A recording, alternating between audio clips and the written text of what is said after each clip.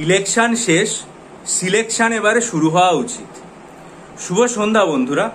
আজকের বিষয়বস্তু এটাই হওয়া উচিত আমাদের, যে এতদিন ধরে সর্বভারতীয় স্তরের রাজনেতাদের পরীক্ষা চলল, রাজনৈতিক যে ভোট পর্ব সেটা সম্পন্ন হলো, তার ফলাফল প্রকাশিত হয়ে গেল।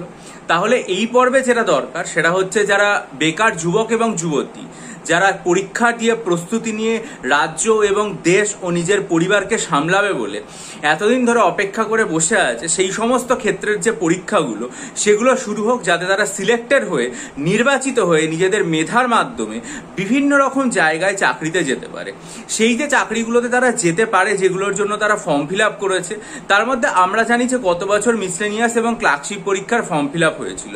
বিভিন্ন উৎস থেকে শোনা যায় যে কখনো পরীক্ষা জুলাইতে হবে, কখনো পরীক্ষা আগস্টে হবে, কখনো শোনা যায় যে এখনো ডেট ঠিক হয়নি, কোথাও কোথাও আবার ডেট বেরিয়েও যায়।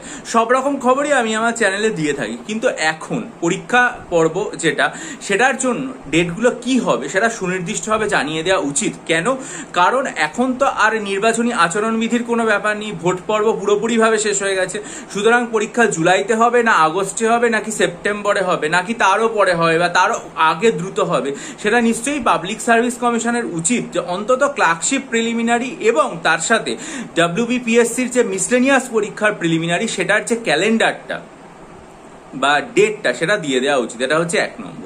2 নম্বর যেটা, সেটা হচ্ছে যে আমরা তো সূত্র মারফত এটা জানতে পেরেছি যে আইডিও পরীক্ষার ভ্যাকেন্সি চলে এসেছে। তাহলে আইডিও পরীক্ষার ভ্যাকেন্সিতে গন্ডগোল ছিল, সেটা ঠিক হয়ে সেটাও চলে এসেছে। তাহলে আইডিওর একটা নতুন ভ্যাকেন্সি আউট হবে, পরীক্ষার্থীরা উদ্বিগ্ন হয়ে আছে এই পরীক্ষাটায় বসার জন্য, প্রস্তুতিও তারা নিচ্ছে। তাহলে এই যে আইডিওর পরীক্ষা, সেটার যে ভ্যাকেন্সি কি আছে, সেটার শিক্ষাগত যোগ্যতা কি লাগবে, সেই বিষয়ে পরীক্ষা কবে হতে পারে, তার একটা ফর্ম ফিল আপ, সব কিছু যে প্রক্রিয়া সেটাও এবার শুরু হয়ে যাওয়া উচিত। এবং সর্বশেষ যেটা বলা উচিত সেটা হচ্ছে যে ডিটেল নোটিফিকেশন, যেটার জন্য অনেকে অডিট অ্যান্ড অ্যাকাউন্ট সার্ভিসের জন্য অপেক্ষা করে আছে, সেটা নোটিফিকেশনটাও চলে আসা উচিত। কোনো কোনো জায়গায় শোনা যাচ্ছে যে ICDS এর ভ্যাকেন্সি আসবে, কোথাও শোনা যাচ্ছে যে না এটা ICDS সুপারভাইজার ঠিক নয়, অন্য রকম আর কি, অঙ্গনওয়াড়ি কর্মী। যাই হোক না কেন, সেটারও একটা আর কি স্পষ্ট যে কি আসতে চলেছে। যদি ICDS সুপারভাইজারই আসে তাহলে আর কি সেটার ভ্যাকেন্সি চলে আসুক, যেরকম জি24 ঘন্টায় বেরিয়েছিল এবং আমি আপনাদের সামনে রেখেছিলাম, সেটাও অন্তত জানানো হোক। এবং সবশেষে যেটা বলা উচিত সেটা হচ্ছে যে WBCS 2024-এর পরীক্ষা, অন্যান্যবার কিন্তু WBCS পরীক্ষার ভ্যাকেন্সি অনেক আগে, ভ্যাকেন্সি না বিজ্ঞপ্তি অনেক আগে বেরিয়েছে। এবং 2000 আমাদের যদি স্পষ্ট মনে থাকে তাহলে আমরা দেখবো যে 2022-এর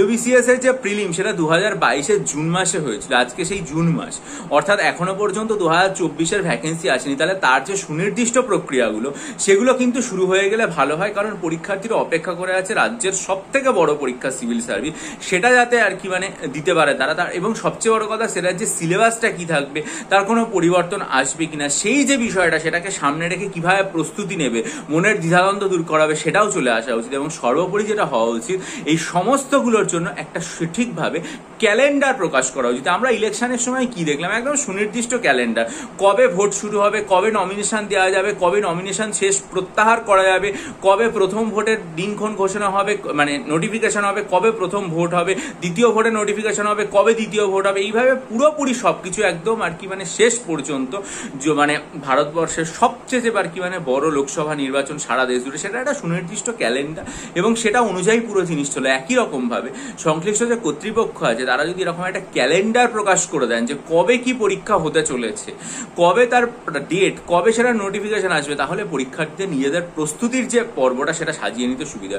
আমরা এটাও দেখেছিলাম যে গ্রাম পঞ্চায়েত রিলেটেড যে ভ্যাকেন্সিগুলো আসার কথা ছিল, পঞ্চায়েত দপ্তরের যে ভ্যাকেন্সি, এটা শুনেছিলাম যে WBSSC যেটা, সেটার পুনরুজ্জীবন ঘটানো হয়েছে। তাহলে সেই পুনরুজ্জীবিত হওয়ার পর সে যখন চলাফেরা করতে শিখবে তখন তো সে কিছু ছাপ রাখবে, তাহলে সেই ছাপ হিসাবে নতুন কোনো ভ্যাকেন্সি WBSSC থেকে চলে আসুক আমাদের সামনে, যাতে পরীক্ষার্থীরা বুঝতে পারে যে না, সে তার কার্যক্রম শুরু করে দিয়েছে। এইগুলো যদি আসতে শুরু করে তাহলে পরীক্ষার্থীদের মধ্যে একটা আর কি উদ্দীপনা তৈরি হবে। যারা নির্বাচিত হয়ে গেলেন জনপ্রতিনিধি হিসাবে, যারা এরপরে বিভিন্ন জায়গায় মন্ত্রিত্ব সামলাবেন, অন্যান্য অনেক গুরুত্বপূর্ণ দপ্তর সামলাবেন, বিভিন্ন ক্ষেত্রে অলঙ্কৃত করবেন, তারা যখন কাজ করবেন সেটা করতে গিয়ে তো তারা একা করতে পারবেন না, তার সাথে তাদের অফিসার দরকার হবে, তাদের অফিসিয়াল দরকার হবে, মোট কথা সর্বস্তরের একটা সরকারি কর্মচারী বা সরকারি কর্মীদের প্রয়োজন হবে। সেই কর্মীদের নিয়োগ প্রক্রিয়াটা এবার দ্রুত শুরু হোক। এই বলে আজকের ভিডিও শেষ করলাম। যদি ভিডিওটা ভালো লাগে লাইক করবেন, বন্ধুদের মাঝে শেয়ার করবেন এবং অবশ্যই চ্যানেলটা সাবস্ক্রাইব করে নেবেন যাতে সমস্ত রকম ভিডিও আপনারা পেতে পারেন। আর আমরা জানি যে মিসলেনিয়াস বা ক্লার্কশিপ পরীক্ষা সবার আগে হবে, তাই মিসলেনিয়াস এবং ক্লার্কশিপ পরীক্ষার জন্য এখনো পর্যন্ত যথাক্রমে 20টা এবং 12টা মক টেস্ট আমি তৈরি করেছি। কিভাবে তৈরি করেছি, কোন বই অনুসরণ করেছি, পদ্ধতি কি, সবকিছু সম্পর্কে 26শে মার্চের একটা বিস্তারিত ভিডিও আমি আমার চ্যানেলে আপলোড করেছিলাম। বহু পরীক্ষার্থী মক টেস্ট নিয়েছে, তারা জানিয়েওছে, উপকৃত হয়েছে। আপনারা যদি নিতে চান ভিডিওটা খুব মনোযোগ দিয়ে দেখবেন, দেখে আমার সাথে ইমেল আইডি যেটা দেওয়া আছে সেটার মাধ্যমে যোগাযোগ করবেন। ভালো থাকুন, বিজয়ী হন, সফল হন, ভালো থাকবেন।